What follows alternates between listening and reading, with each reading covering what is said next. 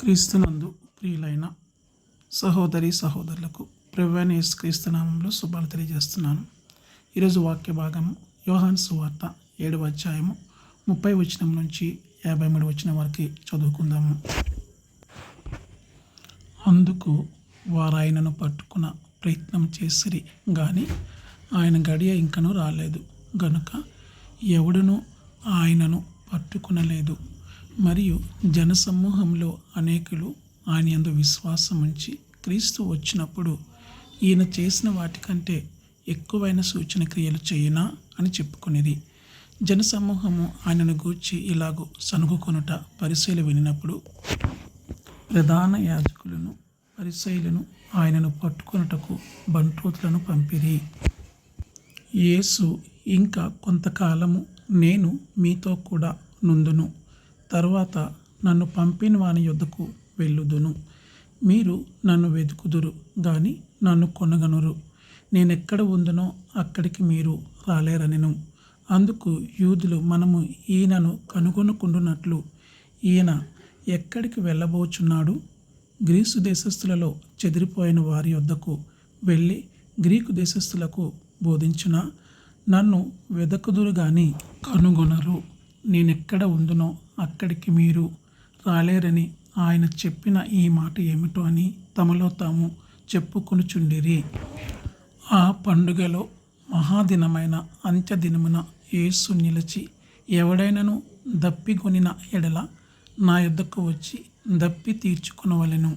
నా యందు విశ్వాసముంచు వాడెవడో లేఖనము చెప్పినట్టు వాని కడుపులో నుండి జీవజల నదులు పారునని బిగ్గరగా చెప్పాను. తన యందు విశ్వాసముంచువారు పొందబోవు ఆత్మను గూర్చి ఆయన ఈ మాట చెప్పెను. యేసు ఇంకను మహిమపరచబడలేదు గనుక ఆత్మ ఇంకను అనుగ్రహింపబడి ఉండలేదు.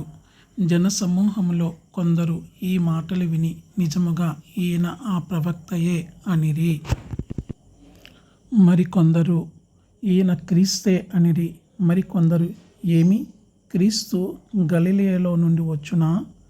క్రీస్తు దావీదు సంతానములో పుట్టి దావీదు ఉండిన బెత్లెహేము గ్రామములో నుండి వచ్చునని లేఖనము చెప్పుట లేదా అనిరి. కాబట్టి ఆయనను గూర్చి జనసమూహములో భేదము పుట్టెను. వారిలో కొందరు ఆయనను పట్టుకొనదలచిరి గాని ఎవడును ఆయనను పట్టుకొనలేదు. ఆ బంట్రోతులు ప్రధాన యాజకుల యొద్దకును పరిసయ్యుల యొద్దకును వచ్చినప్పుడు వారు, ఎందుకు మీరు ఆయనను తీసుకుని రాలేదని అడుగగా, ఆ బంట్రోతులు, ఆ మనుష్యుడు మాట్లాడినట్లు ఎవడునూ ఎన్నడూనూ మాట్లాడలేదనిరి. అందుకు పరిసయ్యులు, మీరు కూడా మోసపోతిరా? అధికారులతో గాని పరిసయ్యులలో గాని ఎవడైనను ఆయన యందు విశ్వాసం ఉంచెనా? అయితే ధర్మశాస్త్రం ఎరుగని ఈ జనసమూహము శాపగ్రస్తమైనదని వారితో అనిరి. అంతకు మునుపు ఆయన యొద్దకు వచ్చిన నికోదేము వారిలో ఒకడు. అతడు ఒక మనుష్యుని మాట వినక మునుపును వాడు చేసినది తెలుసుకొనక మునుపును మన ధర్మశాస్త్రము అతనికి తీర్పు తీర్చునా అని అడుగగా, వారు, నీవును గలిలయుడువా? విచారించి చూడుము, గలిలయలో ఏ ప్రవక్తయు పుట్టరనిరి. అంతటా ఎవరి ఇంటికి వారు వెళ్ళిరి. ఆమెన్. ప్రార్థన చేసుకుందాం. ఏకీభవించండి. సకల ఆశీర్వాదములకు కారణభూతుడైన పరలోకపు తండ్రి, మీ బంగారు పాదములకు శిరస్సు వంచి నమస్కారం చేయుచున్నాను. తండ్రి, గడిచిన కాలము మీ కృపలో మమ్మల్ని సంరక్షించారు. మీకు స్తోత్రాలు చెల్లించుకుంటున్నాను. ఇచ్చిన వాక్య భాగం బట్టి మీకు స్తోత్రాలు ప్రభా. ఈ వాక్యంలో ఉన్న గూఢార్థాన్ని ప్రభా చదివి ఉన్న ప్రతి ఒక్కరితో ప్రభా నువ్వు మాట్లాడమని నాయన నీ ఆత్మతో అభిషేకించి బలపరచమని ప్రార్థన చేస్తున్నాను.